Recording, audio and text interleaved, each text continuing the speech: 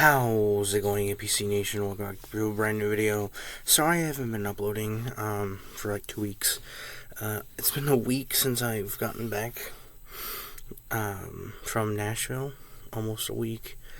I got back on Thursday, and my trip started last Monday, so it's been a week since that trip started. But it's been almost a week since I got back, but I haven't been uploading anything.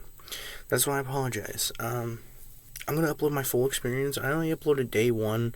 Really didn't do anything. But I'm going to tell you what I did day 2 and day 3. That I was up there. I was only up there for 3 days. Technically 2.5. But because got there Monday afternoon. But, so, like I made a video, that short video. Monday, really didn't do anything. Tuesday, though, it was one of the best days I've ever had. Tuesday, I got to do in the morning the Country Music Hall of Fame. Let's talk about that first and my experience with that. It wasn't that bad of a price to get in there. $54 could have got me that plus the Studio B tour, which is Studio B tour is.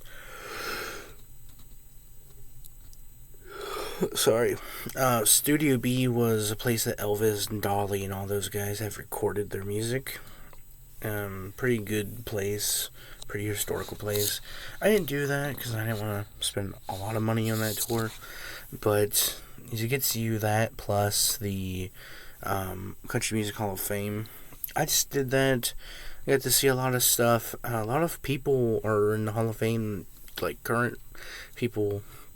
Like Jelly Roll is in the Hall of Fame already, and I know he does. Well, he's accomplished everything in music. He went from country to making rock, making pop. He does everything.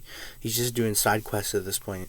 But no, it was a good to see that he's already in it. Like, you know, Toby Keith is in the class of 2024. Like, he's not in the class, but he's in the actual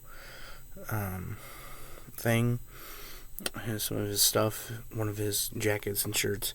But that was cool. Elvis's car's in it. A lot of Country Music Hall of Fame people are in it. That some rock bands that did country music were in it.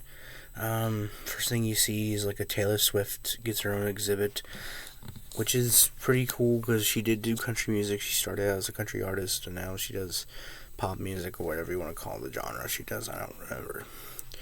But she's in there. That's the first thing you get to see. A lot of history, like actual videos from like the early 1900s and stuff like that. Probably late 1920s, 30s. A lot of history, a lot of old guitars and a lot of old musical instruments before guitars and stuff like that.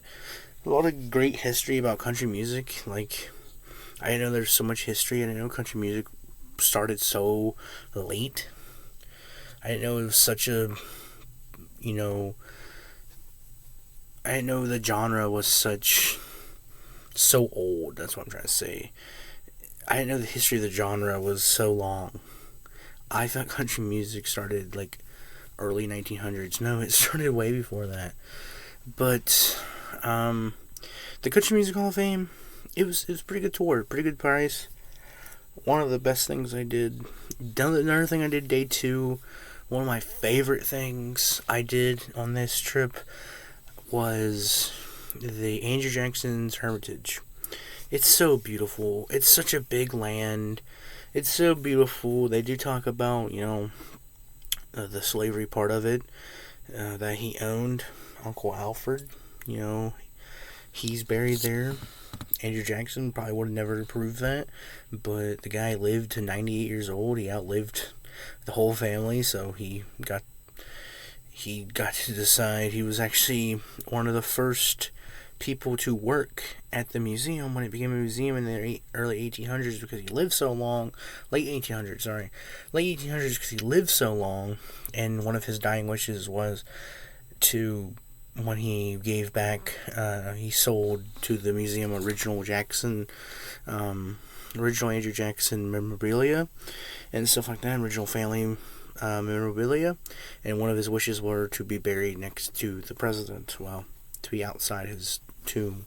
Would Andrew Jackson approve of that? Probably not. But that was another thing I did on day 2. The tour is very beautiful. The museum is very beautiful. I couldn't take in, there's no flash photography, even though I had a phone. No recording allowed inside the house. A lot of original stuff, like 90% of the house is original. The one thing that I saw was the wood was original. You know, Uncle Alfred's cabin was original. A lot of the quarters were original. A lot of things I didn't do. I saw a video on that there was a horse drawn wagon that you could have done. I'm guessing they didn't do it because it was summertime during that day. The day I went, it was very hot. So, but I saw a video of someone doing it a year ago, and it would have been pretty cool to do that. I didn't get to do that, unfortunately, but the museum is nice. A lot of his swords, authentic swords. The carriage that took him to the White House was there. A lot of his dueling pistols, his medals and stuff when he was in the army, and stuff like that. Stuff during his presidency was there. The last portrait is there. His original bed that he died in 1845 was there, but it's all behind glass. We didn't actually get to go in the rooms. It's just a house tour, mansion tour. But the mansion was nice. The story of it burning down, and then they replaced the 10 mini columns with 6 huge columns. And, 90% of it is authentic. The downstairs wallpaper is authentic, but the upstairs wallpaper, it was a replica of the downstairs wallpaper. The chandelier, his slippers were cool, his dueling guns, his rifle, all that stuff. It's a nice house. It is the 3rd most visited house in the United States, next to Mount Vernon and Thomas Jefferson's house, the Monte Carlo. Not Monte Carlo. I'm sorry, Monticello. Sorry, I said that wrong. That's Trump's house, Monticello. But it's very nice. The house is very nice.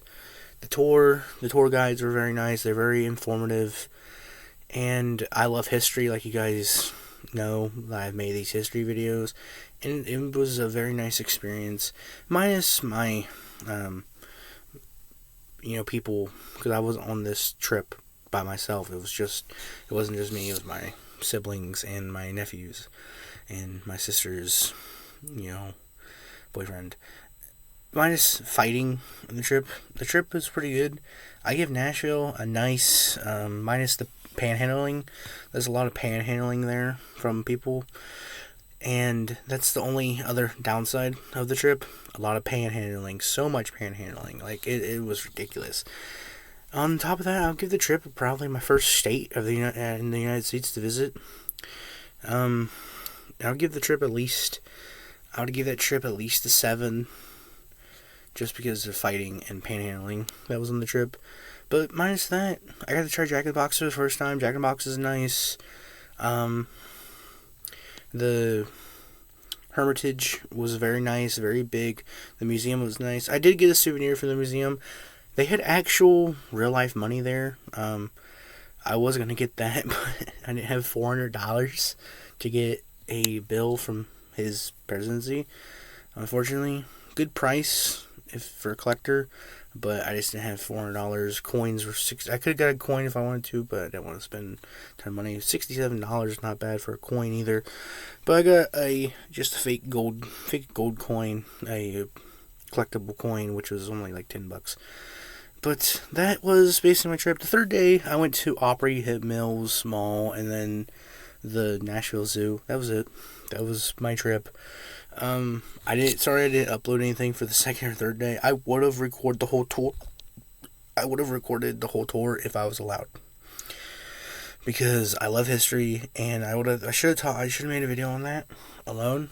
But I wanted to make that in this video. Hope you guys enjoyed this video. If you do, press the share button, press the like button, press the red shiny subscribe button, press the bell so you're notified every time I upload a video. I'll see you guys in the next video. I'm gonna start uploading more soon. I just haven't had a chance to.